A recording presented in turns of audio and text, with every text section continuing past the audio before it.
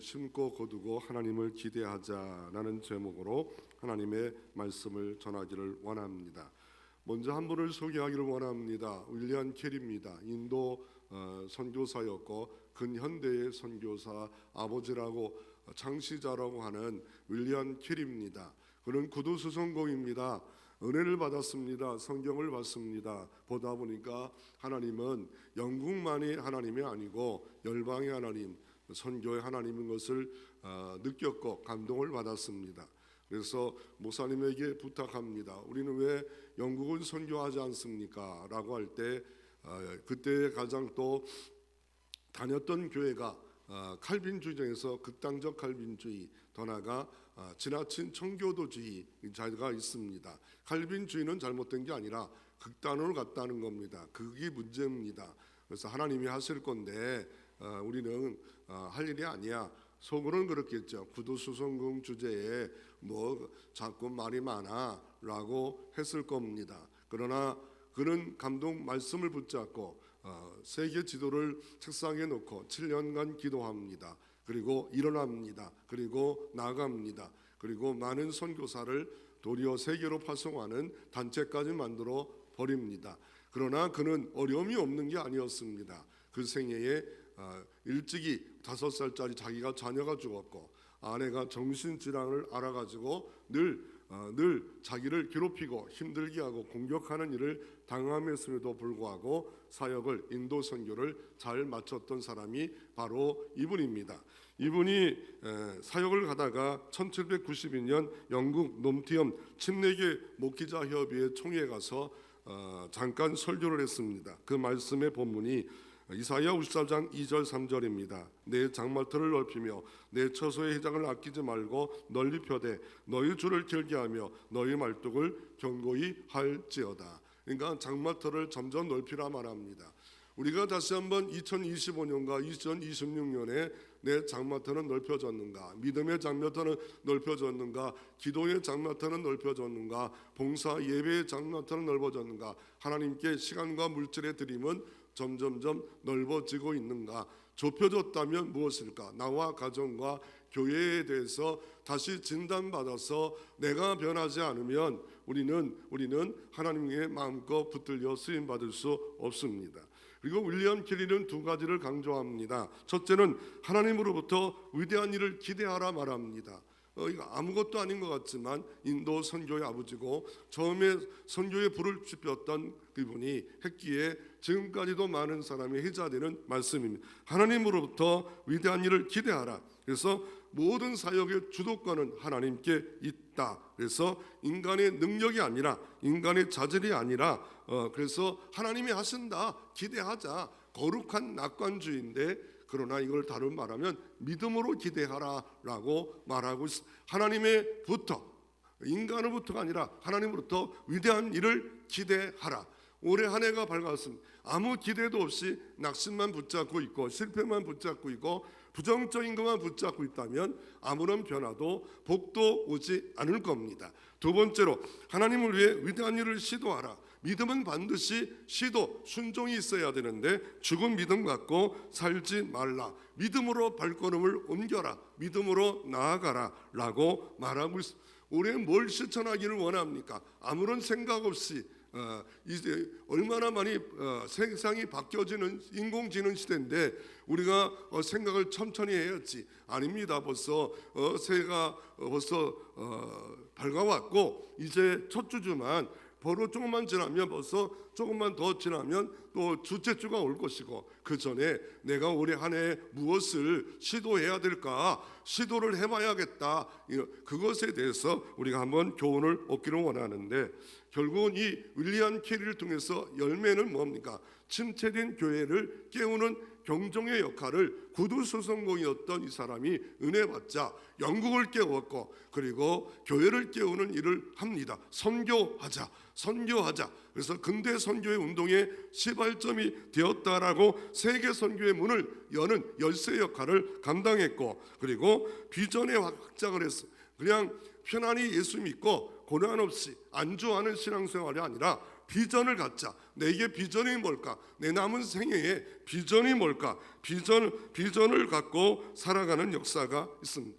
썩은 생명이나 플라스틱에는 이 비전을 가질 수가 없습니다. 정말 예수 생명이 있다면 예수 그리스도의 나라, 하나님의 나라를 내가 어떻게 세워야 될까? 당연하고 마땅하고, 그럼에도 불구하고 비전과 꿈들이 없다면 인간 보고 상황 보고 하는 게 아니라 하나님 때문에 나는 어떤 비전을 갖고 올해 달려가야 될까에 대해서 기도하고 결단했다면 시도할 때 윌리엄 캐리 같은 놀라운 사역의 열매가 여러분 가운데도 있어지기를 주의 이름으로 축원합니다. 첫째로 오늘 본문을 통해서 왜 이런 내용을 말씀하고 있는가라고 오늘 본문을 좀 한번 살펴보기를 원합니다. 오늘 본문은 고린도전서 3장입니다. 3장인데 바울 사도가 고린도 교회에 대해서 말하는데 왜 분쟁이 있느냐, 시기가 있느냐, 질투가 있느냐라고 말하고 있습니다. 시기, 분쟁, 다툼 왜 그러냐라고 말할 때 어떻게 보면 성도들의 입장에서는 좋다고 했던 것이 분쟁 일으킴. 나는 바울파다, 바울이 좋다. 또 다른 사람들은 아보로파다. 그래서 파당이 생겼어요. 더 심지어 나는 베드로파다, 그리스도파다 이러면서 파당이 교회 안에 생겨진 겁니다. 어느 교회는 전라도만, 어느 교회는 경상도만 이렇게 파당이 생겨지는 역사가 있을 수 있다 생각이 되어집니다. 이런 파당이 생겨졌습니다. 그럴 때 어떻습니까? 바울 사도는 오늘 3장 1절 2절에 보면 형제들아 내가 신령한 자들을 대함같이 너에게 말할 수 없어서 육신에 속한 자 그리스도 안에 어린아이들 대함같이 하노라. 스스로는 장성했다고 판단하면서 자기 의견을 주장하는데 그게 아니다는 겁니다. 신령한 자들이 아니다라고 말하면서 육신에 속한 자다 말합니다. 고린도전서에는 육에 속한 자가 있고 육신에 속한 자가 있고 신령한 자들이라고 세 가지를 분류하고 있는데 육에 속한 자는 아예 거듭나지도 않아요. 예수를 모르는 사람들이에요. 그러나 육신에 속한 자는 예수를 알아요. 그런데 자기 기분에 따라 삽니다. 자기 감정에 따라 삽니다. 자기 상황에 따라 삽니다. 하나님의 지시가 없어. 말씀에 검토를 당하지 않는 육신에 속한 그리스도인, 어린아이 그리스도인이 고린도 교회에 있었다라고 말하고 있고, 그래서 내가 지금 젖을 먹여서 영적 군사가 되자 막 이런 식으로 막 말해야 되는데 너희들은 밥을 주지 못하고 젖만 먹이는 달콤하고 좋은 것만 먹이는 그런 일들을 하고 있다라고 하면서 이 교회의 분쟁에 대한 문제를 지금 다루고 있습니다. 그러면 이 고린도 교회는 어느 지역에 있는 겁니까? 그 고린도 교회는 왜 이렇게 문제가 생길 수밖에 없었습니까? 이 고린도 교회는 어디쯤에 있냐면 그리스도의 지역에 있는 지역 중 하나인데 바로 에베소 지역에 지도에도 나오는데 우리나라처럼 반도처럼 이렇게 생겼어요. 그런데 그곳에 주로 무엇을 하냐면 아시아와 아프리카를 배를 타고 가려면 꼭 옆으로 돌아서 갈 수밖에 없는 특정한 지역입니다. 가까이는 아시아와 유럽, 멀리는 아프리카까지 꼭 여기를 통과해야 돼. 그러다 보면 배를 타고 가다가 항구에 좀 머물러 있지 않겠습니까? 그래서 고린도 항구, 두 번째 갱그리아 항구, 이런 항구들이 고린도의 가장 유명한 항구 중에 하나였고, 그래서 많은 사람들이 배에 내려서 무역을 합니다. 아시아에 있는 물건, 유럽의 물건, 아프리카 물건 여기다가 계속 팔고 살다 보니까 돈이 되어지고 사람이 정착하고 숙박업이 있고 요식업이 생기고 퇴폐업이 생기고 그러다 보니까 자꾸 많은 사람들이 생겨지다 보니까 돈이 되는 1세기에 도자기가 유명했던 곳이 그 도자기가 만들어질 흙이 있는 지역으로서 도자기를 구워서 팔아서 돈을 많이 버는 그런 지역. 더 나아가 아프로디테라는 아프로디테라는 여신이 있는데 그 여신을 섬기는 사람들이 얼마나 큰 곳인지 여사제가 1000명이 있었습니다. 근데 이름만 여사제였고 처음에는 거룩한 사제로서 그들의 신께 나가는 도구가 됐는데 나중에는 몸까지 들여지는 장녀처럼 행동하는 그런 일까지 벌어져서 그 당시에 이방신들의 똑같은 모습으로 여자가 1000명이 있을 정도로 퇴폐한 지역이 이 지역이었습니다. 그래서 고린도 하면 이런 유행어가 있어요. 고린도 같아라. 그러면 음란한 도시, 음란한 도시. 그래서 이스라엘 같은 경우는 소돔과 고모라와 같았다라고 하는 도시가 이 도시입니다. 그리고 이 도시에는 어떻대요? 이게 반도처럼 생겨가지고 이렇게 빙 돌아서 이 지역을 돌아가면 320km를 배 타고 돌아가야 되는데 이 대륙을 횡단할 수 있도록 땅을 팠는데 잘 안 됐어요. 옛날 기술은 참 어려웠잖아요. 그래서 디올코스라고 그래가지고 배를 그냥 올려가지고 밑에다가 소나 사람의 인력으로 목재를 깔고 이렇게 밀어서 돈을 받는 일까지 함으로 말미암아 많은 인력이 필요했고, 그것도 비가 오고 또 그러면 땅이 질퍽하면 또 만들어지는 일까지 해서 많은 사람들이 하다가 결국 운하가 만들어져서 고린도 운하 때문에 320km를 돌아서 가지 않는 그런 특별한 무역의 도시가 이 도시입니다. 그런데 이곳에 바울이 와서 어떻게 하면 사역을 했어요. 1년 6개월 동안 사역을 했습니다. 짧은 기간이 아닙니다. 두란노 사원 에베소에서 3년 정도 사역한 거 이외에는 가장 많이 있었고 2차 선교 때 이랬고 3차 선교 때 또 3개월 있었으니까 18개월 사역을 했는데 바울이 들어보니까 이 교회는 파당이 문제였다는 거예요. 아니 바울이 좋아, 아볼로 좋아, 사역자에 대한 그 현재 있는 사역자 아볼로에 대해 존경하고 아볼로를 높이고 아볼로를 귀하게 여겨야 되는데 그렇지 않은 사람들이 교회에 생겨짐으로 말미암아 서로 파당이 생겨지는 그런 역사가 이루어졌다라고 말을 합니다. 그러니까 이거 인간적인 파당이 많이 생겨져요. 인간적인 이런 모습들이 모여짐으로 말미암아 분쟁이 생겼다라고 말하고 있습니다. 그래서 목회자는 어떻게 보면 수도꼭지와 같아요. 그러니까 하나님의 통로가 되어지고 망치처럼 그런 또 역할을 해서 불방망이처럼 그런 도구에 불과하다 이런 생각 가운데 있어야 되는데, 대단하고 힘 있는 사람들을 어떻습니까? 영웅화시키고 그를 추종하는, 인간을 추종하는 일만, 인간만을 바라보고 인간을 하나님이 세우시고 하나님이 사역자로 임명하셨으면 그것을 인정하지 않고 이런 평가하는 일들이 벌어집니다. 큰 교회 같으면 원로로 갈 때 누구를 담임으로 세울까? 수석 부목사가 너무 좋다. 그분 아니면 난 교회를 옮겨. 정치적으로 막 정치하는 사람들이 있습니다. 정당한 방법으로 정당한 투표를 통해서 세워져 실세가 힘 있는 사람이 나 그거 안 하면 교회 나가. 아니 그렇게 한다면은 이건 파당을 세우는 겁니다. 그래서 정당한 방법으로 정치를 해야 되는데 잘못된 정치를 함으로 말미암아 교회가 어지럽혀지는 역사가 얼마든지 있습니다. 어느 때는 큰 교회 같으면 부목사가 새로 옵니다. 그랬더니 유학도 갔다 와서 설교를 너무 잘해. 뒤에서 뒷담화합니다. 우리 목사님은 나이가 들었어. 지금 보면 트렌드도 좋고 애화도 좋고 뭐 이래. 이렇게 말을 할 것이 아니라 우리 담임 목사님이 연륜이 있어서 숲을 보고 있고 이분은 새롭게 배웠기 때문에 좋은 내용도 새로운 내용도 많도다. 이러면 얼마나 좋아요.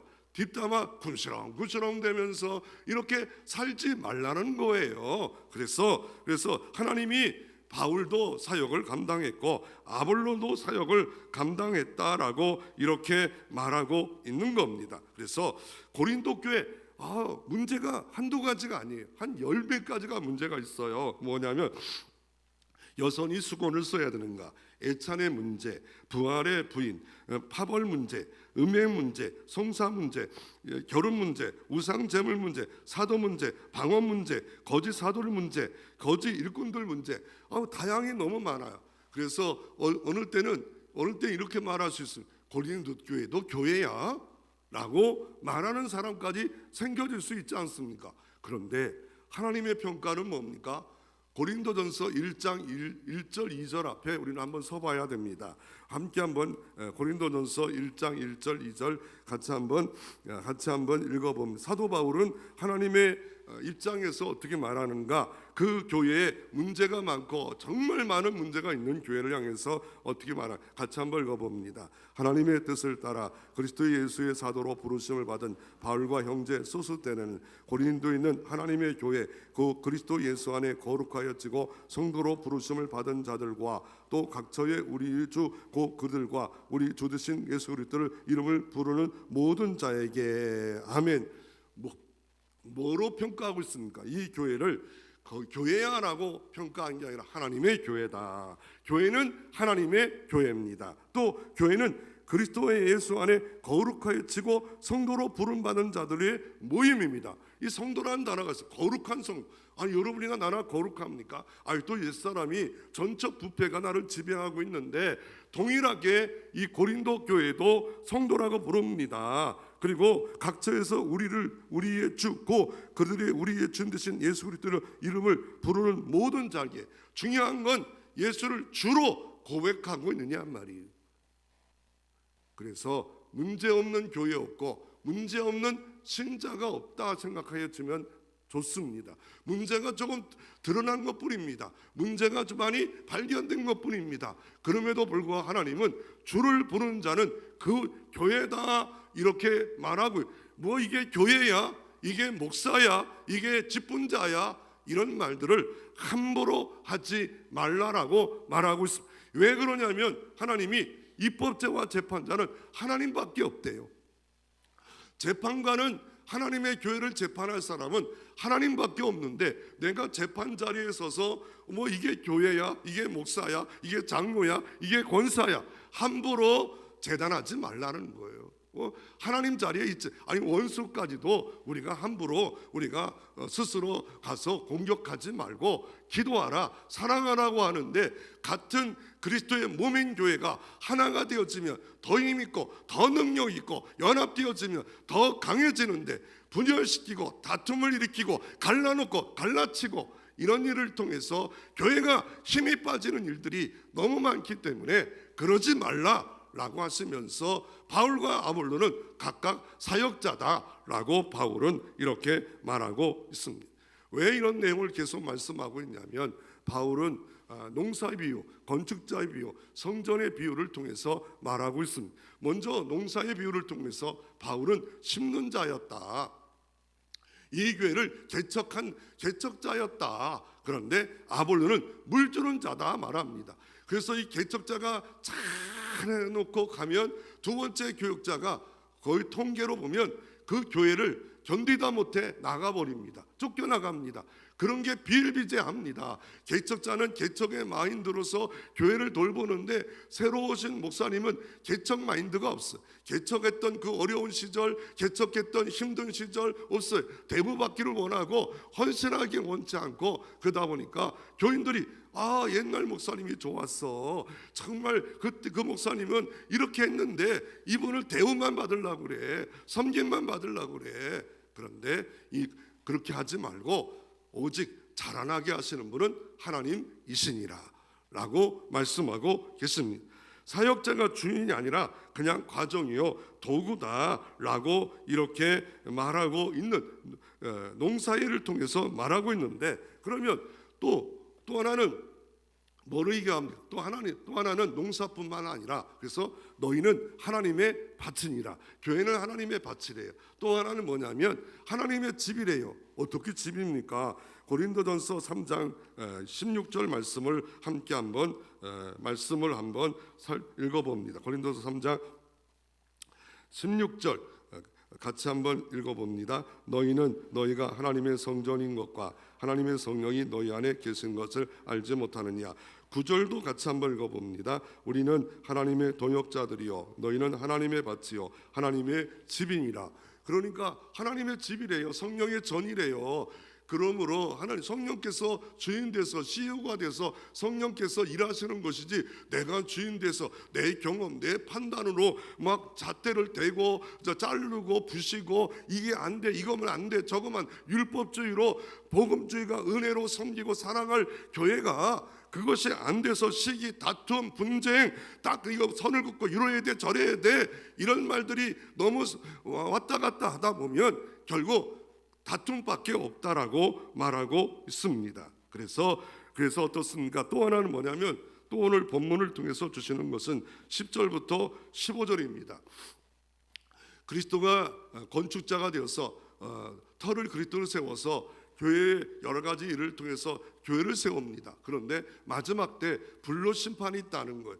그러나 내가 은으로 세웠다, 금으로 세웠다, 나무로 세웠다, 태워지면 아무 소용이 없다는 거예요. 공력이 아무것도 없다는, 정말 그리스도 위에 바르게 세워놔야 인정받고 상을 받는데 그 상이 없다만 하면서 어떻게 상을 주십니까? 오늘 본문 고린도전서 3장 8절에 같이 한번 3장 8절 같이 한번 읽어봅니다. 심는 이와 물주인은 한 가지나 각각 자기의 일한 대로 자기 상을 받느니라. 자기가 일한 대로 자기가 상을 받는 것인데 자꾸 다른 사람 뭘 평가하지 말고 재판하지도 말고 판단하지도 말고 비교하지도 말고 각각 자기가 일한 대로 하나님의 상을 하나님이 주시는데, 내가 주인의 자리, 내가 재판자의 자리에, 입법자의 자리에 서지 말라라고 이렇게 말하고 있습니다. 그래서 교회는 하나님의 밭이다, 교회는 하나님의 집이다. 그러므로 그리스도의 터 위에 우리가 교회를 세워야 되는데 인간 생각, 인간 판단으로 교회를 세우지 말라. 그래서 교회는 바울의 교회도 아니고 고린도 교회도 아니고 하나님의 소유된 밭이요, 하나님의 소유된 집이다. 다만 우리는 하나님의 도역자요, 수단과 도구에 불과한 종이다. 이런 생각을 가지고 살 때 교회가 아름다워져요. 하나가 돼요. 힘이 있어. 하나가 되면 힘이 엄청난데 그 하나가 되지 못하도록 막아서는 역사를 할 때가 있습니다. 그래서 그 당시에 농경 문화를 보면서 주님께서 심는 것도 있다, 물 주는 자도 있다 말하면서 다 다르지 않냐, 농사를 봐라, 농사를 봐라. 그 당시에 농경 문화를 보면서, 그러나 농부는 거둘 날을 기대하면서 물 주고 심는 일을 인내하면서 하지 않냐. 그러므로 우리가 다른 것보다는 하나님은 언젠가 자라나게 하실 때가 있는데, 그래서 기대하고 맡기고 의지하고 하나님 복 주시고 형통하시고 자라나게 하시고 번창할 때까지 우리가 할 일은 기대한다. 그러면 그런 인물이 누굽니까? 갈렙입니다. 갈렙이 어떻습니까? 이스라엘 땅에 들어왔습니다. 땅을 다 분배했습니다. 다 편안히 쓰려고 할 때 갈렙은 말합니다. 저 산직 헤브론 땅을 아직 정복하지 않았는데 하나님의 뜻이 저기 있는데 제가 가서 하겠습니다. 다른 사람들은 다 안 할 것 같아요. 그러니까 제가 가겠습니다. 우리 지파가 가겠습니다. 그럴 때 여호수아가 가라라고 이렇게 했던 사람, 하나님의 위대한 일을 붙잡고 있는 사람이, 다른 사람들은 야 이제 쉬자, 이제 그만 일하자 라고, 이제 여태까지 430년 또 땅을 또 정복한 모든 연수, 그 10년의 세월, 이제는 쉴 때가 됐다, 이제는 그만하자, 다 이런 분위기인데도 불구하고 어떻게 합니까? 하나님을 위해서 위대한 일을 계획했고 시도하는 일을 갈렙이 함으로 말미암아 영광스러운 갈렙, 하나님의 쓰임받는 갈렙 되어지는 역사가 이루어진 것을 볼 수가 있는데, 여호수아가 그런 일을 했어야죠. 아니다. 지금 아브람과 이삭과 사라와 야곱이 무덤이 있는 그것을 정복하지 않으면 우리의 뭔가 기반이 다 정복하지 못한 거다. 그것은 분명히 정복해야만이 하나님의 정복을 이룬 거다라고 했어야 되는데, 갈렙만이 정신을 바짝 차리고 그렇게 할 때 하나님의 위대한 일들을 제2인자 갈렙을 통해서 이루어진 것을 보면 하나님의 쓰임받는 게 다 달라요. 여호수아가 얼마나 대단합니까? 그러나 갈렙은 이것을 통해서 온전히 하나님을 따른 자 갈렙이었다라고 말합니다. 또 누가 있습니까? 요나단입니다. 사울왕의 아들입니다. 블레셋이 쳐들어왔어요. 높은 꼭대기에 잔뜩 있을 때 다들 겁먹고 두려워서 전쟁을 못 일으키고 숨어버립니다. 그 강한 지파 예브란도 겁먹고 숨어버립니다. 아예 손을 들고 항복합니다 라고 할 때 요나단이 병기전자 한 사람과 함께 그 높은 데 올라가서 적군을 쳐들어 들어갑니다. 대군에 가서 20명을 죽입니다. 그랬더니 갑자기 2명이 막 치는데 20명이 죽어나가니까 야, 보병들이 여기저기 막 숨었나 보다, 이스라엘들이 보병으로 들어왔나 보다, 그래가지고 자중질환을 해가지고 블레셋 사람끼리 죽임으로 말미암아 허다한 사람이 죽였고, 그 사건 이후에 다시 이스라엘 백성들이 다시 일어나 그 적들을 이김의 역사를 요나단을 통해서 이루어지는 역사가 있었던 것을 볼 수가 있습니다. 그러므로 어떻습니까? 한 사람이 하나님의 위대한 일을 기도합니다. 시도합니다. 그랬더니 하나님께서 블레셋을 싸워 이기는 그런 인물이 됐는데, 사울 왕도 아니었어요. 그럼에도 그 아들 요나단을 통해서 이런 놀라운 일들을 감당했던 것을 보면서 야, 나도 내가 할 일이 뭘까? 내가 어떤 것을 계획하고 시도해야 될까? 그럴 때 하나님이 우리와 함께 해주심으로 잘하게 하시고 거두게 하시고, 아니 2명이 간다고 대군과 싸워서 뭘 이기겠습니까? 그러나 하나님을 위해서 분연히 일어나 죽을 각오로 싸웠더니 하나님이 대승리의 역사를 일으키는 요나단이 되었더라라고 말씀하되, 주여 나를 좀 들어 쓰시고 주여 내 가정을 들어 쓰시옵소서. 그럴 때 하나님의 역사는 분명히 나타날 줄로 믿으시기를 바랍니다. 두 번째로, 그러면 오늘 본문 말씀처럼 심는 이가 누구고 물주는 일이 뭡니까? 아니, 오늘 본문에 보면 바울은 심었고 아볼로는 물주는 자다라고 바울이 고린도께 진단하고 처방을 하고 있는데, 그러면 이걸 분명히 알아야죠. 심는 겁니다. 심는 거는 잘 보이지 않아요. 어떻게 뭐 콩 심으면 콩 심은 거 보입니까? 고구마 심으면, 밭에 심으면 보이지도 않아요. 뭐 흔적도 없어요. 뭘 심었는지 1년 6개월 동안 바울이 정말 열심히 심었는데도 별 볼일 게 없어요. 그러나 심지 않으면 거둘 수 없다는 거예요. 그러므로 올해 안에 어떻게 해요? 아니, 콩도 안 심고 콩 열매를 맺습니까? 아니, 보리도 안 심었는데, 밀도 안 심었는데 보리가 거둘 수 있겠습니까? 올해 안에 기도를 어떻게 심을까? 어떻게 믿음을 키워서 어떤 일을 감당할까? 봉사를 어떻게 확장할까? 내 맡겨진 위원회를 통해서 어떤 일을 할까? 내 맡겨진 목장을 통해서, 여전도를 통해서 무슨 일을 해야 하나님이 영광스러울까? 그러면서 어떻게 합니까? 심어야 됩니다. 심을 게 뭘까? 1, 2, 3, 4, 5, 6, 7, 8 도전하자, 해보자, 할 수 있다, 뭐 이러면서 우리가 심지 않으면 거둘 수 없습니다. 그래서 갈라디아서 6장 7절부터 9절 이렇게 말합니다. 육을 위해서 심는 자는 육을 거두고 성령을 심는 자는 성령으로부터 성령을 거둔다. 그러니까 육을 위해 심는 자는 뭡니까? 날마다 스마트폰 보고 스마트폰에 빠져서 스마트폰만 하고 텔레비전 보고 연속고 드라마만 보고 맨날 그런 사람보다 어떻게 하면 성경을 좀 읽을까, 볼까, 기도할까, 전도할까, 봉사할까, 선교할까, 구제할까, 이런 꿈을 가지고 비전을 가지고 우리가 살아갈 때 얼마나 좋겠어. 올해는 큐티라도 해야겠다. 내가 좀 큐티라도 시작을 해야겠다. 내가 정말 게을러졌구나. 아니, 예배를 빼먹기 시작했는데 계속 빼먹기 시작해가지고 나는 새해를 밝았는데도 예배가 전진이 아니라 후퇴만 하고 있구나. 나 예배에 내가 왜 이렇게 살고 있을까? 이런 것을 심는다 말합니다. 여러분에게 어떤 심는 것이 있을까? 이거에 대한 계획을 세우지 않으면 한 해 지나가도 동일한 모습으로, 아니 후퇴한 모습으로 설 수밖에 없기 때문에 내가 심을 게 뭘까? 가정을 위해서, 교회를, 나는 적어도 이건 우선순위다. 아니면 한 가지라도 나는 올해는 이걸 심어봐야겠다. 이런 것들이 비전으로 가질 필요가 있습니다. 물지는 것은 지속적인 돌봄입니다. 애가 하나 낳더라도 얼마나 돌봄이 필요합니까? 그 성인 될 때까지 돌봄이 필요합니다. 교회에 새로운 신자 하나 오면 얼마나 돌봄이 필요합니까? 여러 가지 돌봄이 필요합니다. 물지는 것은 보이지 않는 헌신입니다. 아무도 몰라. 여기 강단까지 올라와서 여기에 이런 것이 있듯이 물주는 거, 그거 대단합니다.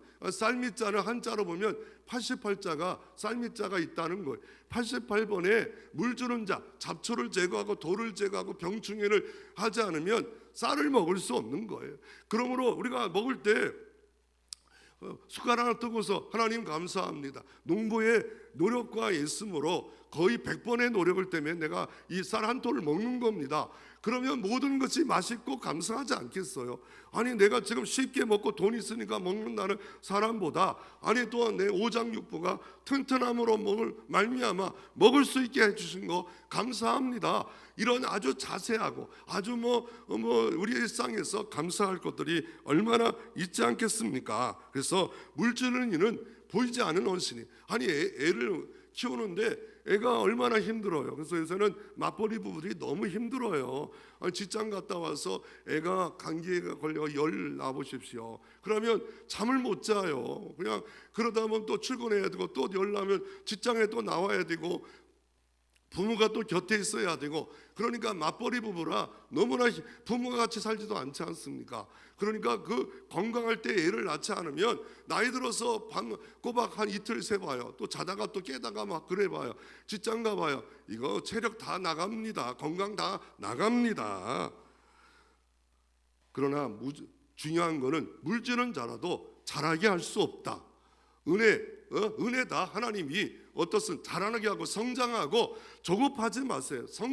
미성숙하지 마세요. 하나님이 자라게 하신다. 단지 우리는 겸손하게 어떻든 심고 물주는 일을 성실하게 감당하면 된다라고 하면서 심는 자가 되라 말하고 있습니다. 그래서 성경은 사람의 역할은 다르나 자랑과 비교 대상은 아니라는 거예요.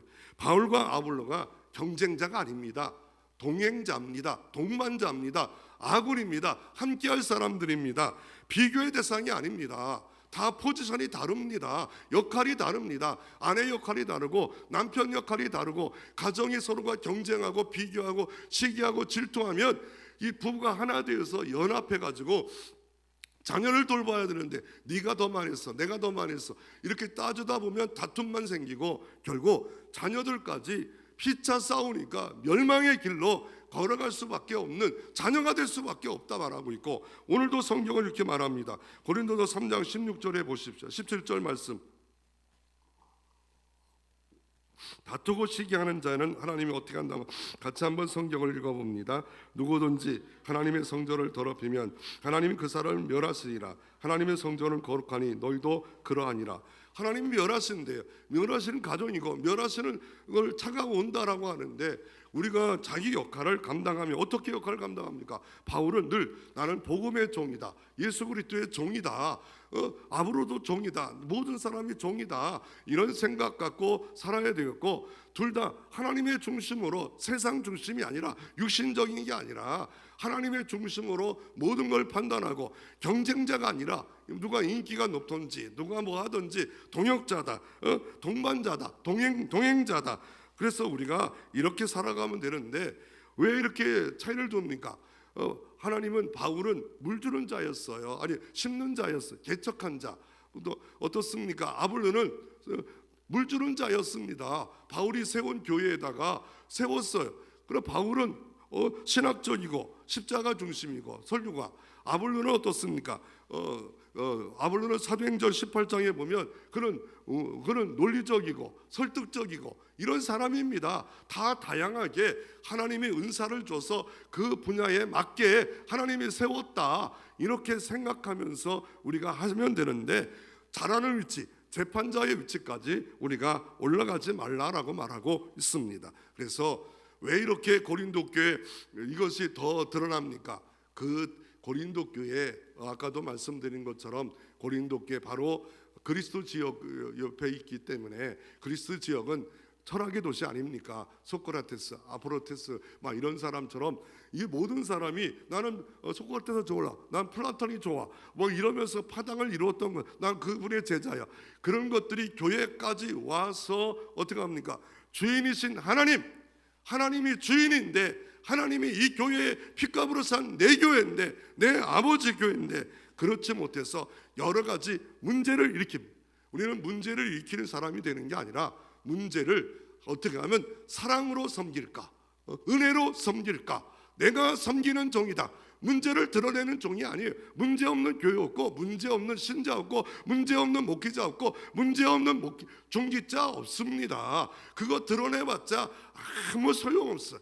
아니, 병든 자가 교회에 왔는데, 병든 자가 모여서 있는 교회에 우리가 할 일은 기도하는 일이에요.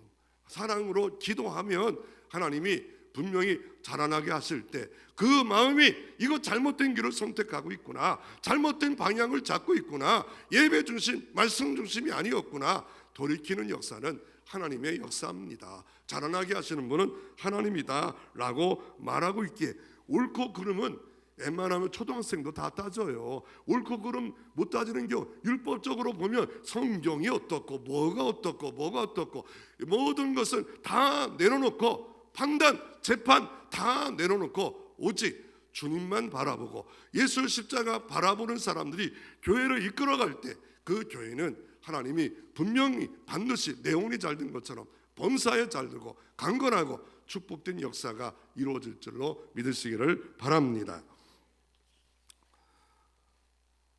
그래서 교회도요, 보니까 사모님에 대해서 평가를 많이 할 때가 있어요. 사모님 옷차림이 좋으면 돈이 많아졌나 봐. 사모님이 인사를 들으면 보태졌어. 교회가 커졌더니 우리 사모가 가면서, 아유, 목사님은 보니까 나를 장로를 안 시키는 거 보니까 사모가 뒷담화하는 것 같아. 사모가 뭘 잘못했다고 맨날 사모가 치마가 길면 치마가 길다, 치마가 짧으면 짧다. 그리고 아니 뭐 어떤 교회 나이 많은 권사님은 아니 뭡니까, 뭐 좋은 거 주면서 뭐야, 목사님에게 좋은 거 주고 꼭 이 꽁당지 이것만 드세요. 그 사모가 시험 들게 만들 말을 왜 합니까? 그냥 드려서 알아서 먹으세요, 드세요 라고 섬기면 되는데 뭐만 먹으라고요? 꽁당지, 알기는 잘하세요. 이런 것들은 너무 많아요. 교회에 너무 많아서 말 잘하는 사람, 판단 잘하는 사람, 이거 많으면 많을수록 교회는 시끄러울 뿐이에요. 신앙 경륜을 보십시오. 그런 사람이 많은 게 아니라 어떻게 하면 섬길까, 어떻게 하면 이 문제를 아름답게 승화시킬까, 이런 사람이 많은 교회는 이게 신령한 교회예요. 성장한 교회예요. 그 주도를 누가 하고 있느냐에 따라서 교회는 아름다워질 수 있고, 아니면 시끌벅글 문제가 자꾸 드러나는 교회로, 문제가 없는 교회가 없는데 문제는 다 가라앉고 장점이, 은혜가 주장되는 교회가 되어질 때 누가 와도 이 교회는 좋아, 행복한 것 같아, 얼굴 보니까 다 행복한 것 같아, 다 보니까 사자상들이야, 이러면 교회를 누가 오고 싶어요? 마지막으로 자라나게 하시는 분은 오직 하나님이기에 우리는 하나님만 기대하면서 살 필요가 있습니다. 성장의 주권은 인간에게 없는 거예요. 하나님께 일하는 거예요. 아니, 우리가 이 성당 같은데 가톨릭 병원 가면 그래도 좋은 게 뭐냐면 치료는 하나님께 있다는 그런 고백을 합니다. 치유는 의사와 약과 간호사가 아무리 해도 치유는 하나님께 있도다 말하는 겁니다. 그러니까 모든 주권은 하나님께 있도다라고 이렇게 말하지 않습니다. 그런 주권은 하나님께 있다고 믿어지면 조급함, 막 너무 조급해서 왜 내 자녀의 문제가 해결하지 않아? 내 영혼을 자라게 하고 거듭나게 하시는 분은 하나님뿐임을 믿으시기를 바랍니다. 하나님 주권인데 내게 잠깐 맡겨놨는데 내가 뭘 하려고 자꾸 막 조급해가지고 하지 마시고, 그렇게 조급하면 작정기도 하세요. 작정기도밖에 없어요. 하나님, 내 자녀, 내 남편 신앙 잘하는 거 하나님의 손에 맡깁니다. 그럴 때 역사가 이루어질 수 있는 겁니다. 제가 어제 이 말씀을 준비하다가 남해에 있는 여자 목사님이 한 분이 카톡으로 보냈어요. 이태채 목사님인데 하루 30분 한 달만 소리내어 성경 읽으면 반드시 역사가 일어난다는 이런 운동을 하신 분입니다. 그분은 하루에 30분 성경을 읽으래요. 시편을 읽으래요. 그러니까 5장씩 계속 읽고, 두 번째 방법은 뭐냐, 그냥 소리내 읽으래요. 그 선포하면서 읽으래요. 그러다 보면 결론적으로는 자기 정신이 치료된대요. 말씀으로 녹아내리기 때문에. 그리고 영육이 강건해진대요. 세 번째는 마음의 평안이 온대요. 네 번째는 말씀이 이렇게 능력이 있었구나, 그거를 경험한대요. 1독하고 2독하고 3독하고 5독하고 말씀이 귀에 들리고 그러니까 5장씩만 시편 150편은 아닙니까? 하루에 5장씩만 읽으라는 거예요. 낭독하라는 거예요. 귀에 들리도록 하라는 거예요. 그러나 이 말씀을 시도하는 사람이 있고 이거 운동 안 하는 사람이 있고 차이는 엄청납니다. 그러니까 시편만 아니라 다른 성경도 하는데 이분이 시편을 선택했던 건 뭐냐면 시편은 기도입니다. 기도를 선포하라는 거예요. 복 있는 사람은 이렇게 될 줄로 믿습니다. 그러니까 그냥 읽는 게 아니라 이 말씀을 갖고 선포하라는 거예요. 근데 그 말씀을 히브리서 11장 1절에도 믿음은 바라는 것들의 실상이라 말합니다. 더 나아가 히브리서 11장 6절에 하나님 나가는 자는 반드시 그가 계신 것과 상 주심을 믿어야 할지니라. 하나님을 기대하라고 말씀하고 있습니다. 기대가 없는 한 해 아무런 역사가 이루어질 수 없습니다. 조급하지 말고 하나님을 기대하고 내가 할 일 시편을 하루에 5장이라도 읽고 선포하라. 아니 뭐 엄청난 거 아니지 않습니까? 나 이거 하나라도 해보자. 그래서 하나님의 뜻이 있다 생각해서 여러분에게 소개하고 있는 겁니다. 하나님을 기대한다는 건 뭐예요? 시편 81편 10절에 나는 애굽에서 너를 인도해낸 여호와라. 아니 구속의 은혜를 주신 분이 내 입을 넓게 열라. 내가 채운대요. 하나님 복으로 채워준대요. 그 말씀을 한 이유가 참새 새끼가 어떻습니까? 어미가 밥을 줘야 되는데 누구에게 밥을 주겠냐면 입을 왕창 열어서 나 배고파요, 나 굶어 죽겠어요, 나 이러면 안 되겠어요, 나 죽겠어요 하면서 막 하나님께 매달리고 기대하는 자. 엄마 나 밥 줘요, 나 살려줘요, 내 가정 살려주세요 이러면서 참새 새끼가 그럴 때 엄마가 주듯이 너희는 믿음의 입을 넓게 열라, 채우라 라고 주님께서 말하고 있고 윌리엄 캐리도 똑같이 말합니다. 하나님은 위대한 일을 계획하고 순종의 걸음을 걸을 때 하나님이 채워주신다 라고 캐리도 말하고 있습니다. 그런 인물이 느헤미야입니다.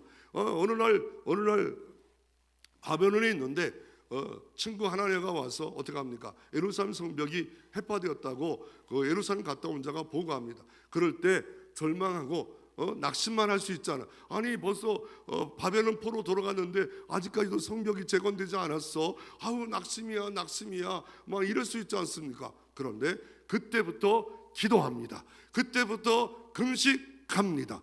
그랬더니 하나님이 높여줘서 술 맡은 관원장이 되어가지고 어느 날 황제 앞에 나갔는데 얼굴 낯빛이 왜 그래? 이건 당장 보쌈해가지고 죽여버리는 일도 벌어졌는데 느헤미야가 인정받은, 네가 뭐 어려운 일이 있나 봐. 그랬더니 예 있습니다. 하늘에 하나님께 잠깐 기도하고 말합니다.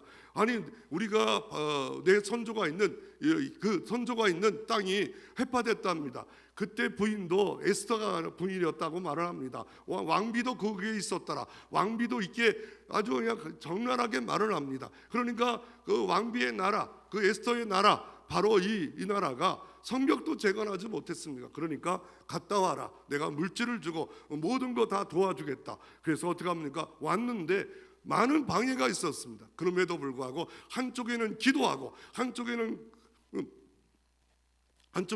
검을 들고 그리고 성벽을 어떻게 합니까? 재건한 일을 통해서 50일 만에 하나님의 선하신 손길이 도와주심으로 이 모든 일을 행하였다 말합니다. 하나님의 선하신 손이 부흥케 하고 하나님의 선하신 손이 자라나게 하고 하나님의 선하신 손이 복이 없는 가정이 복 있는 가정으로 우리가 언제 예수 믿는 가정이 됐습니까? 예수 믿는 목회자가 언제 생겨졌습니까?